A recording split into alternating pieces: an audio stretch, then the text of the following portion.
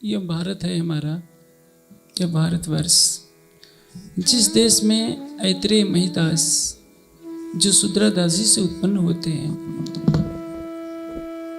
ऋग्वेद का ब्राह्मण ग्रंथ ऐत्रेय ब्राह्मण की रचना करते हैं। कभी वह कालखंड था। आज स्थिति यह है, कुछ वर्ष पहले मैंने एक पत्रिका में पढ़ा था कि हिमाचल की घटना है। दलित कहलाने वाले, दलित जानते हैं किसको कहते हैं? समाज से तिरस्कृत किया हुआ, अपने ही भाई बंधुओं को तिरस्कृत करके ये पौराणिक समाज ये दावा करता है कि मैं हिंदू हूं। वो अपने गौरव को भूल चुका है। वह वेद को मानना नहीं चाहता, उपनिषद दर्शन गीता को नहीं मानना चाहता। गीता की रचना किसने की? वेदव्यास ने की। और वेदव्यास की माता कौन थी? मल्लाहिनी तो थी। सुखदेव की माता कौन थी? कभी किसी ने सोचा है? वो भी घृताची अप्सरा, वो घृताची नाम के गणिका के संतान थे सुखदेव जी। यदि आज का पौराणिक समाज सुखदेव और व्यास को स्वरूप ही मानता है, लेकिन दुर्भाग्यवश किसी छोटी जाति में जन्म हो गया, इतनी घृणा झेलनी पड़ती है। मैं वो हिमाचल की घटना बताना चाहता हूँ कि कुछ दलित बंधु उस मंदिर में प्रवेश करना चाहते थे, तो सवर्ण कहलाने वाले, सवर्ण का अर्थ क्या होता है? कभी कभी तो हंसी आती है। जिनको व्याकरण की प्राथमिक कक्षा भी मालूम है वो जानते हैं कि सवर्ण का अर्थ क्या होता है। क्या उन्हीं का वर्ण है? मानव जाति तो एक है, मनुष्य की जाति एक है। कर्म के अनुसार चारों वर्ण बनते हैं। जब ये दलित बंधु जा रहे थे, उनको मार मार करके निकाला, कईयों को चोट हुई। उसमें आरएसएस के एक बहुत बड़े, उनका नाम याद नहीं आ रहा है इस समय, किसी बड़े पद पर है, संयोगवश वे भी थे, उनको भी पिटाई हुई थी। मंदिर, और मंदिर किसका था? काली का। पूछा जाए 4 वेद 4 उपवेद 6 अंग 6 उपांग 1127 शाखा, किस में लिखा है काली जी का वर्णन? ये तो एक पौराणिक आख्यायिका है। और काली की पूजा आप कर सकते हैं। छिन्नमस्ता जिसका गर्दन कटी हुई है उसकी पूजा कर सकते हैं। भोले भाले बेजुबान जानवरों को काट सकते हैं। वहाँ शराब चढ़ा सकते हैं आप भैरव की पूजा के नाम पर। यदि इसी को धर्म माना जाता है तो मैं ऐसे धर्म का तिरस्कार करता हूँ। मुझे ऐसा धर्म नहीं चाहिए। वो धर्म नहीं है जो वेद के विरुद्ध चले। आज जो स्वयं हिंदू कहते हैं, मैं कहता हूँ वो 70% वेदों से उल्टा आचरण कर रहे हैं। इसी की दुर्गति होती है। अहमद शाह अब्दाली से क्यों मराठों की हार हुई थी? उसकी जड़ में जातिवाद था। सूरजमल जो भरतपुर के जाट राजा थे, केवल जाति के नाम पर कि भोजन कहाँ बनाएगा, कहेगा कि हम तो अलग खाएंगे। अब मराठा सेना में फूट पड़ गई। पहले हमले में मराठों की जीत थी, लेकिन खाने पीने के चक्कर के कारण पूरा देश अधीन हो गया था। बाबर ने हमला किया था, वहाँ भी जाति पाति का झगड़ा था।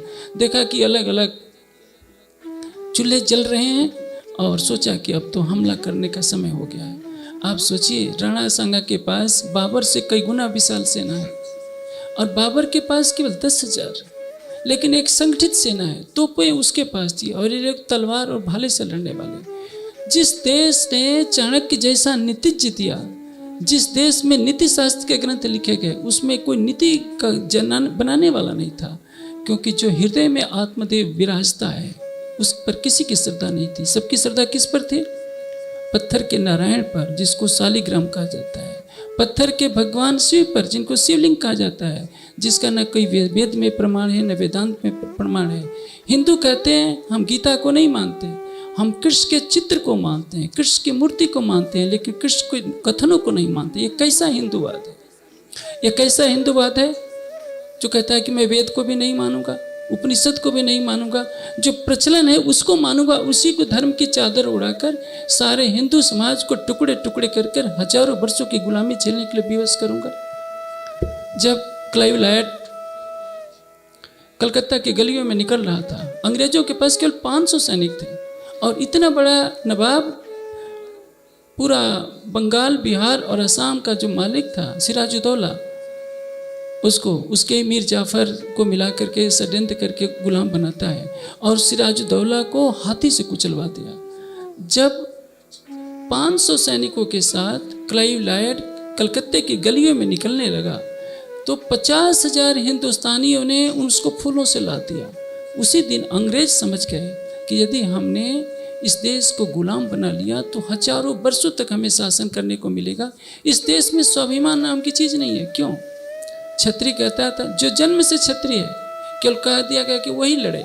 ब्राह्मण कहता था कि हमें तो पूजा पाठ से मतलब है।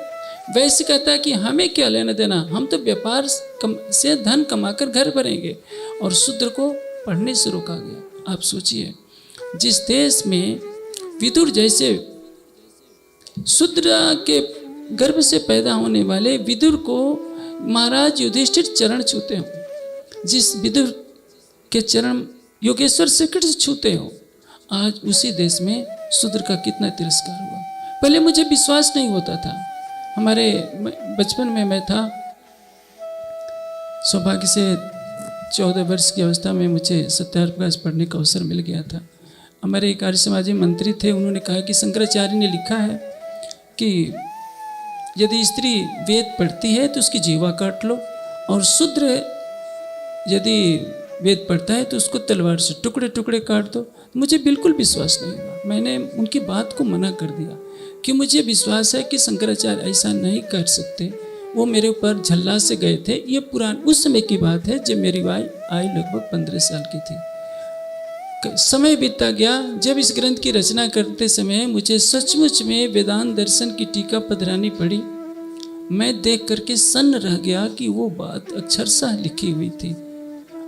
सच है कि आदि शंकराचार्य ने नहीं लिखा, लेकिन उनके अनुयायियों ने तो लिखा है। लेकिन उन्हीं की नकल माधवाचार्य ने की है, निम्बार्काचार्य ने की है, रामानुज ने की है, और जो भी आचार्य आए वेदांत के उस सूत्र की व्याख्या में, अपिच स्मृते इस सूत्र की व्याख्या में सबने वही जालसाजी की है। आप सोचिए, जिस देश के आचार्य ये कहते हैं कि ये सूत्र को पढ़ने न दो, तो पूछा जाए विश्व की जो सबसे बड़ी कठिन परीक्षा है V.R. नारायण और अंबेडकर ने प्राप्त की थी। और आप जानते हैं भीमराव महार जाति के थे इस संसार की पद्धति के अनुसार। अंबेडकर तो ब्राह्मणों की उपाधि है। जो भीमराव के गुरु थे, शिक्षक थे, उन्होंने कहा कि ये मेरा विद्यार्थी है तो ये मेरा पुत्र है, और उन्होंने बड़ौदा के घराने से सिफारिश करके विदेश भिजवाया था। यदि एक आदर्श शिक्षक एक आदर्श पुरुष का निर्माण करता है, लेकिन जब भीमराव अंबेडकर जैसे V.R. नारायण जैसे को शिक्षा मिली तो ये बड़े बड़े पदों पर पहुंचे। इसलिए हिंदू समाज अपने ही कुल्हाड़ी से अपना पांव काट रहा है। वह वेदों के विपरीत चल रहा है। मुसलमान कितने भी बुरे हैं तो क्या, वे अपने कुरान को मानते हैं, वो अपने अल्लाह ताला को मानते हैं। पूछिए हिंदू समाज कितना भटक गया है। क्या वो वेद को मानता है? ऋग्वेद का पहला मंत्र क्या है? अग्नि मिडे पुरोहितम यज्ञस्य देव मृत्युजम। आप जाइए पूरे सरसाव में पूछिए कि ऋग्वेद का पहला मंत्र सुनाओ। बेचारे उन्हें देखा नहीं होगा, नहीं है। गीता का पहला श्लोक पूछिए, जो सरसवा में तथाकथित हिंदू कहलाते हैं, गीता का पहला श्लोक तो सुनाए। 12 साल का बच्चा कुरान रट सकता है, और 60 साल का जो बुढ़ा कहलाता है गीता का एक श्लोक क्यों नहीं याद कर सकता? ये देश इस जटिल जाति व्यवस्था जिसको मैं कहते हैं, ये हिंदू समाज को दीमक की तरह चाट रही है। मेरे पास समय नहीं था। मैंने सोच रहा था कि मैं टालता जा रहा था 3 वर्षों से। अपने कुछ आचार्य जी हैं, सोमदेव जी से मैंने आग्रह किया कि मैं साधना काल में हूँ, मेरा मन नहीं लग रहा है, आप लिख दीजिए। उन्होंने टाल मटोल कर दिया। 3 साल बीतने के बाद मुझे लगा कि अब, क्योंकि देश में जिस तरह से विद्वेष बढ़ रहा है जातीयता के नाम पर, हिंदू से घृणा कर रहा है। मैं एक बार सरसावा में गया था तो वहाँ देखा श्मशान घाट सबके अलग अलग नाम है जलाने। अरे चीता जलाने के लिए ब्राह्मण, वो जो श्मशान के लिए पाए, ये ब्राह्मणों के लिए, ये जैनियों के लिए, ये सैनियों के लिए, ये ठाकुरों के लिए। जो हिंदू समाज एक जगह चीता नहीं जला सकता, एक जगह बैठकर खा नहीं सकता, तो उसकी नीयत में आजीवन गुलामी ही लिखी है। इसलिए जो कहता है कि मैं इस देश का नागरिक हूँ, उसको सबसे पहले जन्मना जाति व्यवस्था को मिटाना होगा। जब तक ये जाति व्यवस्था का कोड रहेगा, हिंदू समाज कभी एक झंडे के नीचे नहीं आ सकता। भारतीय संस्कृति क्या कहती है? जब हम कहते हैं कि देव शांति अंतरिक्षम शांति पृथ्वी शांति आपस शांति। शांति का मंत्र तो हम बहुत जपते हैं, लेकिन सामने जब कोई व्यक्ति आता है, आश्चर्य तो तब होता है जब तुलसी के पौधे और शालिग्राम के विवाह में लाखों रुपए खर्च कर दिए जाते हैं और हमारे दरवाजे पे कोई भिक्षुक आ जाता है, स्वयं दलित आ जाता है, बैठ जा कह देता है कि नहीं दरवाजे चौखट से बाहर रखो। यदि गृहस्थी अपराध करता है तो क्षमा है, लेकिन जो बड़े बड़े मठाधीश बैठे हैं, जो अपने कक्ष में किसी शूद्र को दलित को घुसने नहीं देते, उसका स्पर्श से घृणा करते हैं, तो इस देश का भाग्य केवल परमात्मा ही बचा सकता है। मैं यहाँ जो भी उपस्थित सुंदर साथ हैं, मैं सबसे कहूँगा कि प्राणनाथ जी की वाणी आत्म तत्व का ज्ञान देती है, और जिसको परम धाम का ज्ञान मिलता है, आत्मस्वरूप का ज्ञान मिलता है, उसको कभी भी शरीर के आधार पर जाति व्यवस्था को प्रशांत नहीं करना चाहिए। मैं कहता हूँ समाज जिसको सबसे तिरस्कृत जाति मानता है, भंगी कहता है या कुछ भी कहता है, ज्ञानपीठ उसका स्वागत करता है। वह बालक जो इसको संसार में जाति के नाम पर तिरस्कृत किया गया है, 100 बच्चे आ जाएं, 1000 बच्चे आ जाएं, ज्ञानपीठ उसका संरक्षण करेगा, उसको वेद शास्त्रों की शिक्षा देगा, उसको ब्राह्मणी की शिक्षा देगा और इसको एक आदर्श महामानव के रूप में करेगा। यह मुहिम ज्ञानपीठ से हम प्रारंभ कर रहे हैं। ये ग्रंथ अधिक से अधिक सभी संस्थाओं में भेजे जाएं। मैं यही प्रयास करूंगा कि सुंदर साथ ले जाएं, अपने अपने गांव में बांटें, और जो धर्म के, उसको कटु भाषा में क्या कहते हैं, अग्रगण्य तो नहीं, कटु भाषा में उसको ठेकेदार, जिसको ज़्यादा कहना अच्छा होगा, जिन्होंने आत्मचक्षु की पहचानी है, जो पवित्रता का नाटक करते हैं। कबीर जी ने कई चीज़ों में बहुत खरी खरी बात कही है, और ये सच है कि ब्रह्म सत्यम जगत मिथ्या का उद्घोष करना तो सरल है। शंकराचार्य ने तो उस चंडाल के सामने अपनी भूल स्वीकार कर ली थी, लेकिन मैंने देखा है पौराणिक बंधुओं को जो अपने जन्म के आधार पर अपने अहंकार को इतना पोषित करते हैं कि लगता ही नहीं कि इन वस्त्रों में क्या छिपा है। अरे आप सन्यासी हो, आप आचार्य कहलाते हो, और आप जातिवाद के उन गड़े सड़े गले विचारों में की दुर्गंध में आप जीवन जी रहे हैं, तो इस सन्यास जीवन से कोई लाभ नहीं है। सन्यास तो सारी मानवता के लिए होता है। आप उस बुद्ध से पूछिए, उस महावीर से पूछिए जिन्होंने चंडाल को भी गले लगाया, उस बुद्ध से पूछिए जिन्होंने कभी जाति व्यवस्था को नहीं देखा, उस महर्षि दयानंद से पूछिए जिनके पास चारों वर्ण के लोग आते हैं, सबका दिया वो खाते हैं। सन्यासी को कहीं नहीं विधान है कि उसका छुआ खाए ना, उसका छुआ ना खाए, उसका छुआ खाए। भिक्षा में जो भी देता है सन्यासी उसको ग्रहण करता है, क्योंकि वो स्वयं चारों वर्णों से परे हो गया होता है। इसलिए यदि आप सुंदर साथ के अंदर जाति परंपरा है, पूर्वोत्तर भारत में भी मैं जाता हूँ, वहाँ भी मुझे सुनने को मिलता है कि ये जाति, तो जिनके अंदर जातीयता के संस्कार हैं, मेरी दृष्टि में वो सुंदर साथ नहीं है। भले ही वो गले में लकड़ी की माला डालकर कहें कि हम सुंदर साथ हैं, तिलक लगा कर कहें कि मैं सुंदर साथ हूँ। सुंदर साथ हुआ जो आत्मचक्षु जिसके खुले हैं, जो अपनी आत्मा से परम तत्व को जानता है, परमात्मा को देखता है। इसलिए सबसे मैं आग्रह करूँगा, अभी तो केवल 1000 प्रतियाँ छपी है, कश्मीर से कन्याकुमारी तक ये ग्रंथ फैले, और जो कोई भी संस्था इसको बिना इसके स्वरूप में परिवर्तित किए छपवा कर बांटने का प्रयास करेंगे, उसको ज्ञानपीठ पूरी तरफ से स्वीकृत करेगा। लेकिन मुझे शक है कि यदि सबको छूट दे दी जाएगी तो पौराणिक संस्थाएं इसमें हेरा फेरी करके अपनी मनमानी कर लेगी, जो पहले से करती आई है। इसलिए हम इसको अभी छूट देने में थोड़ा सावधानी बरतेंगे, लेकिन इस ग्रंथ को जितना आप प्रचारित करेंगे, सबके अंदर की घृणा मिटाइए। जो समाज आपस में लड़ता रहेगा, वो समाज दूसरों को क्या शिक्षा देगा। और हम तो आज सुरक्षा के तले बैठे हैं, उन पीड़ा को देखिए जब तैमूर लंग ने, बाबर ने, नादिर शाह ने हिंदुओं की गर्दनों से मीनारें खड़ी कर दी और अट्टहास किया होगा। हम उस पीड़ा को नहीं जानते। ये मठों में बैठे हुए सन्यासी, तथा कथित स्वयंभू सन्यासी कहूँगा, मैं उनको सन्यासी नहीं कहूँगा। सन्यासी था तो दयानंद, कलयुग में सन्यासी पैदा हुआ तो केवल दयानंद पैदा हुआ, जिसने सारे संसार से टक्कर ली। वो बुद्ध हुआ जिसने कह दिया कि यदि तुम वेद के नाम पर पशुओं की हत्या करते हो, उनके मांस का हवन करते हो, तो मैं तुम्हारे वेद को भी नहीं मानूंगा। उस महावीर स्वामी की महानता को देखिए कि उसमें छूत छात का प्रचलन था, मार्ग से उनको हटाया जा रहा था। राजकुल में पैदा हुए, चंडाल को गले लगा लेते हैं। ऐसे ही महामानव बनते हैं। हम तो केवल भात की हंडी की उपासना, आजकल का पौराणिक हिंदू क्या करता है, छूत छात में इतना रहेगा। तुम मेरे चौके में घुस गए, मेरा तो चौका ही अशुद्ध हो गया। लकड़ी को 7 बार धो धो करके जलाएंगे, लेकिन छूत छात ऐसा पहले पूछेंगे तुम्हारी जाति क्या है। छोटी जाति ने छू दिया तो उनका चौका अशुद्ध हो गया। पूछा जाए उस अन्न को किसने काटा है, किसने पकाया, किसने पकाते समय तो तुम्हें छूत लग रही है, लेकिन उस धान को गेहूं को बोने वाला भी तो जिसको आप दलित कहते हो वही नहीं रहेगा तो क्या होगा। यहाँ जितने लोग बैठे हैं, आपका पैर काट दिया जाएगा तो आप न खड़े हो सकते हैं न कुछ करेंगे। याद रखिए, जिस शूद्र को आप दलित कहकर तिरस्कृत करते हैं वही नहीं रहेगा तो वैश्य महाराज कहाँ जाएंगे, क्षत्रिय महाराज कहाँ जाएंगे और ब्राह्मण देवता कहाँ रहेंगे। कोई किसी का अस्तित्व नहीं रही है। इसलिए शूद्र और नारी के तिरस्कार ने इस देश को हजारों वर्षों तक गुलाम बनाए रखा।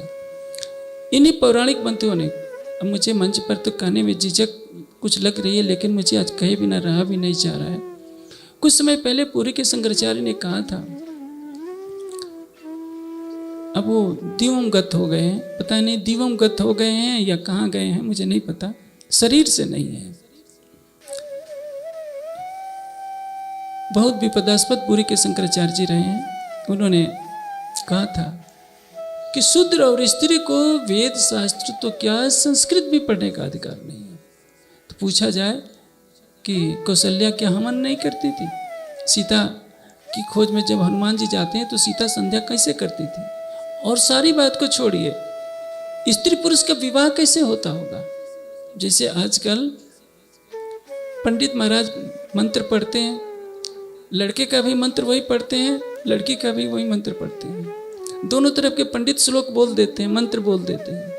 पता नहीं चलता लड़की लड़के का विवाह हो रहा है कि दोनों पंडितों का विवाह हो रहा है, क्योंकि दोनों को तो किसी को वेद मंत्र आएंगे नहीं। संस्कृत ही आप नहीं पढ़ने देंगे, किसी को पढ़ने ही नहीं देंगे, सारी जनता को अशिक्षित बना देंगे, अनपढ़ बना देंगे, तो 21वीं सदी में इस हिंदू समाज का इतिहास क्या होगा। इसलिए धर्म के सबसे बड़े शत्रु हैं जो शिक्षा में व्यवधान करते हैं, जो जातीयता फैलाते हैं, जो जन्म के आधार पर। मैं एक बार पन्ना जी से आने के लिए बस में बैठा था, तो सामने की दीवार पर लिखा था, शराब की दुकान थी, उस पर ठेकेदार का नाम था। ठेकेदार के नाम के साथ तिवारी शब्द जुड़ा हुआ था। मुझे बहुत हंसी है कि कलयुग में शराब बेचने का ठेका ब्राह्मणों ने ले रखा है। जन्म से तो ब्राह्मण है, लेकिन कर्म से वो ब्राह्मण नहीं है। इसलिए हिंदू समाज की बुराई है, जिसका श्रेष्ठ आचरण है वही ब्राह्मण है। जो राज सत्ता का संचालन करता है वो क्षत्रिय है, जो कृषि और व्यापार को संचालित करता है वो वैश्य है, जिसके पास धर्म का संस्कार नहीं, बुद्धि के ज्ञान से रहित है, वह शूद्र कहलाने का अधिकारी है। इसलिए जन्म से न कोई ब्राह्मण है, न जन्म से कोई क्षत्रिय है, न वैश्य है, न शूद्र है। जैसे कोई अपनी योग्यता के अनुसार, एक ही पिता के 4 बेटे हैं, कोई डॉक्टर बनता है, कोई इंजीनियर बनता है, कोई लेक्चरर बनता है, कोई सैनिक बनता है, उसी तरह से आप इस ग्रंथ में पढ़ेंगे ऋषियों की कई वंशावलियाँ दी गई हैं कि अमुक व्यक्ति, एक ही पिता का एक पुत्र है, कई पुत्र हैं, एक पुत्र राजा बनता है तो ब्राह्मण वो क्षत्रिय कहलाता है, और एक दूसरा पुत्र ब्राह्मण बनता है, पुनः उसकी वंशावली में कोई आता है, कोई क्षत्रिय बन जाता है, कोई शूद्र बनता है, और शूद्रों के वंश में कोई ब्राह्मण बन जाता है, कोई क्षत्रिय बनता है। ये सारे प्रमाण इसलिए लिखे गए हैं, कल को कोई ये न कहते कि अपनी मनमानी लिख दिया गया। ये ग्रंथ उन जो बड़े बड़े मंडलेश्वर कहलाते हैं, जिनके पास आप जाएंगे तो पहले पूछा जाएगा कि तुम्हारी जाति क्या है। यदि महात्मा लोग ही जाति पात चलाएंगे तो हिंदू समाज को विनाश से कोई नहीं बचाएगा। गृहस्थी के लिए क्षमा है, लेकिन महात्माओं के लिए क्षमा नहीं है, जो जाति पाति का विष घोलते हैं और अपनी अपनी यूनिटी बना लेते हैं कि हमारी ये जाति के महात्मा, ये जाति के महात्मा। महात्मा कहलाने का इसका अधिकार क्या है? जिसकी आत्मा अध्यात्म की ऊंची मंजिलों को छू रही हो। और जो जाति पाति के पचड़े में पड़ा है, मैं नहीं, भारतीय आर्ष ग्रंथों की दृष्टि में उसको संन्यास की दीक्षा ही ले लेना चाहिए। लेकिन आप क्या कहेंगे, पौराणिक ग्रंथों में जो सबसे 4 प्रमुख हैं शंकराचार्य, और उनके नीचे कौन होते हैं? महामंडलेश्वर। इनके अंदर जन्मना जातीयता का विष भरा है। परिणाम यह हो गया, 1000 वर्षों तक ये देश गुलाम रहा, लेकिन किसी ने उनको संगठित नहीं किया कि तुम भारतीय हो। 40 करोड़ भारतीय 2 लाख अंग्रेजों के सामने नतमस्तक होकर जी हुजूरी करते रहे। उस मध्यकाल की पीड़ा को कोई नहीं जानता है। अब तो मेरे पास समय भी नहीं है, क्योंकि कार्यक्रम की अवधि पूरी होने जा रही है। मैं ज़्यादा व्याख्यान नहीं दूंगा। इस ग्रंथ को पढ़िए, और जो आप सुंदर साथ में देखता हूँ, शादी विवाह आपके घर होते हैं, पानी की तरह पैसा बहाते हैं। हमारे ट्रस्ट के सदस्य भी पानी की तरह शादी विवाह में खूब पैसा बहाते हैं। हमारे चौहान जी भी जन्म दिवस पर कई लाख का खर्चा कर देते हैं। भगवान को 56 भोग खिलाएंगे, वो कभी खाने वाले नहीं हैं।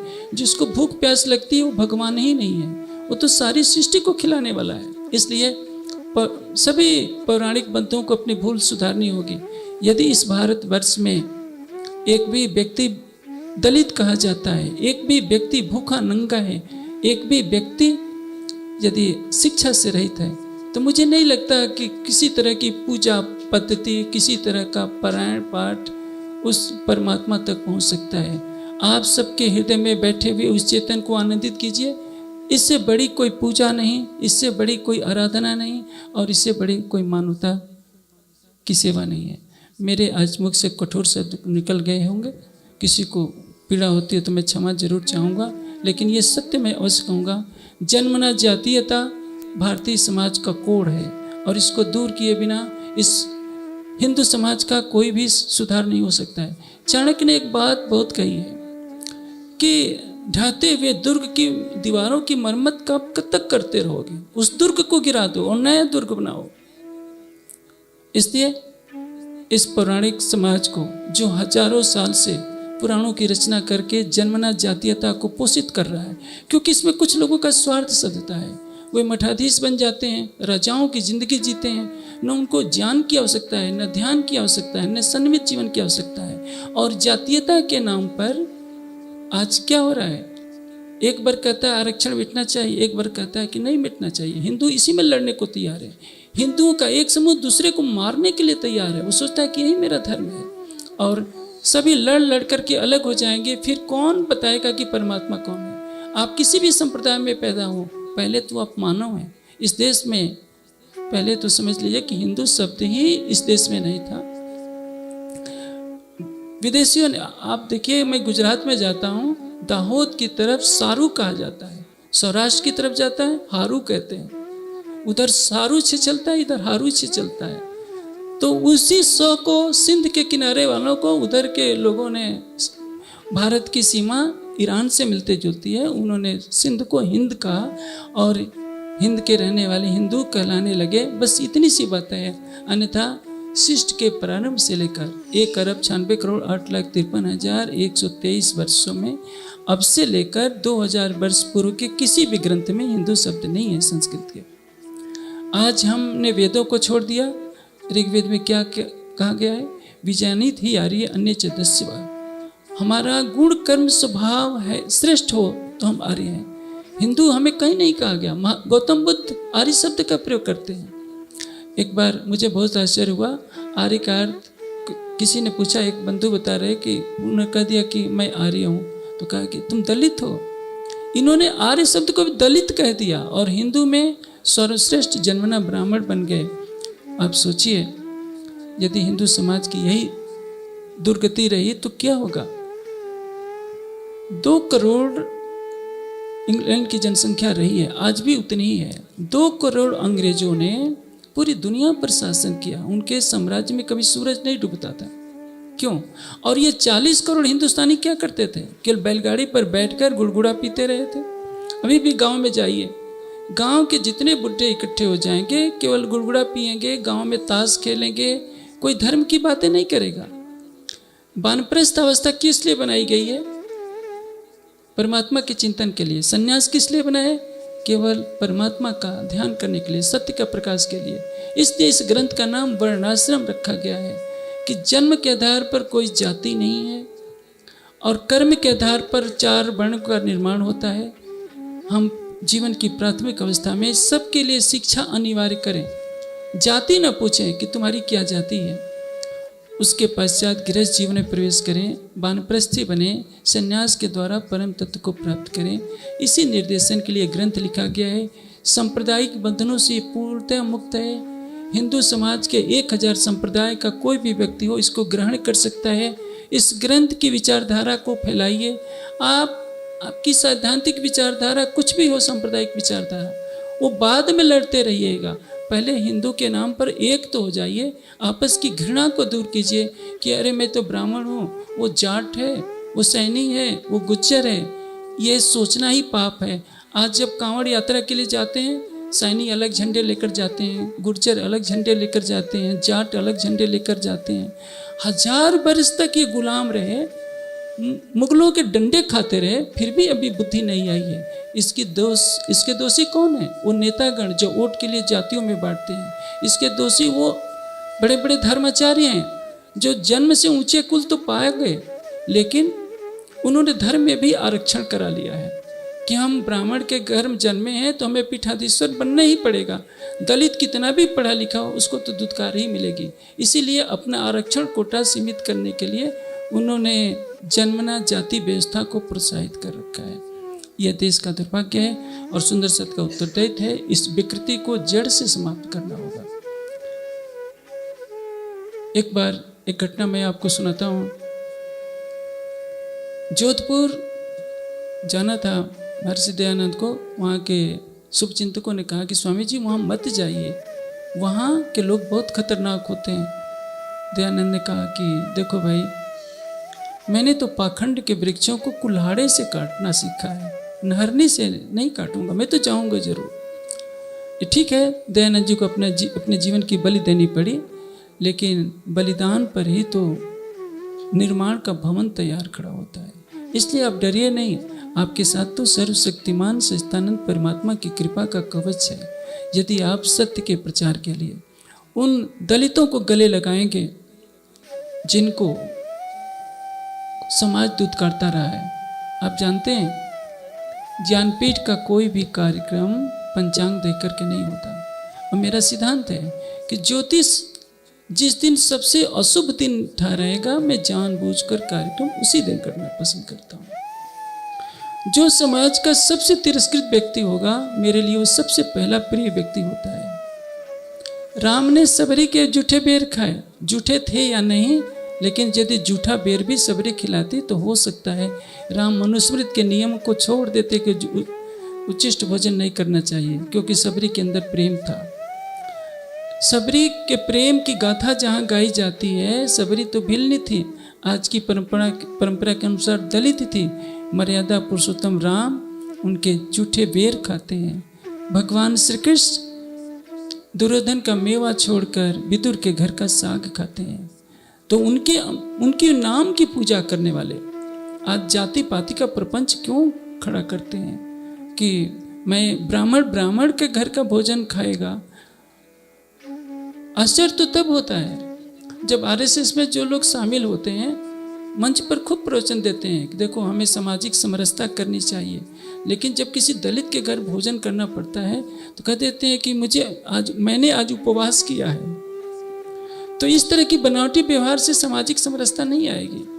सबसे पहले जो धर्म के अग्रगण्य है उनको गले लगाना पड़ेगा। नहीं तो यह याद रखिए, आप दलितों को यदि घृणा की दृष्टि से देखेंगे तो उससे जो चिंगारी निकलेगी, आपके सारे महल मंदिर नष्ट हो जाएंगे। इस देश में कोई हिंदू ही नहीं रहेगा तो कौन घंटी घड़ियाल बजाएगा। आपने उस दिन की कल्पना नहीं की है। अब ऐसी उत्तेजक बातें करने के लिए मंच नहीं है, लेकिन मेरे हृदय में एक पीड़ा थी जो मैंने कह दिया है। यही आग्रह करूँगा कि आप जो अपने घर पर शादी विवाह में फिजूल खर्चियाँ करते हैं वो बंद कर दीजिए और ऐसे ग्रंथों को फ्री में बांटिए, पूरे देश में बांटिए ताकि यह देश जग जाए। प्रणाम जी।